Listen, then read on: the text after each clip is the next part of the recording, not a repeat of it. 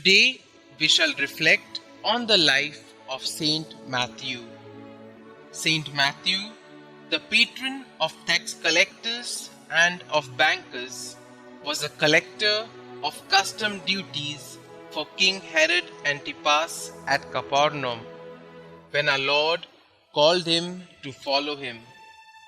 Also known as Levi, the publican, he was so overjoyed at his new calling that he spread a great feast in his home for the Master and his disciples, even inviting his fellow tax collectors.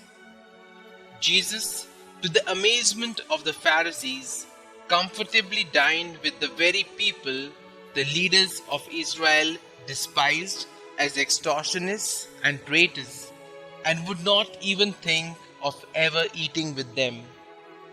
Beyond these few facts, hardly anything is known about the life and the death of this apostle. Levi, the son of Alphaeus, obviously had a certain amount of education, for he knew Aramaic as well as Greek and was accustomed to writing. The name Matthew was probably given to him by Christ himself.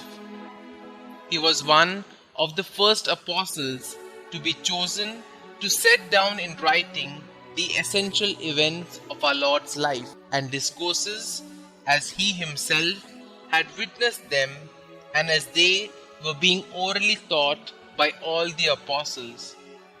In fact, it is generally assumed that when writing his gospel, Matthew had before him his own collection of our Lord's discourses in Aramaic. This original text, however, has unfortunately disappeared.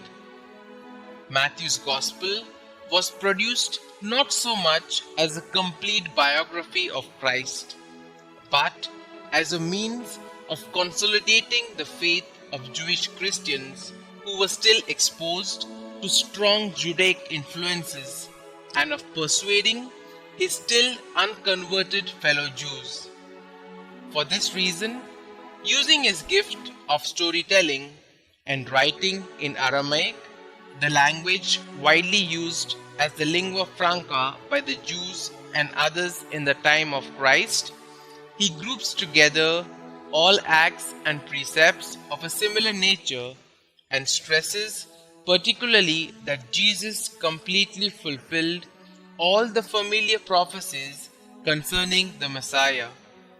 Saint Matthew, whose relics are said to have been found in Salerno in 1080, is believed to have been martyred by stoning.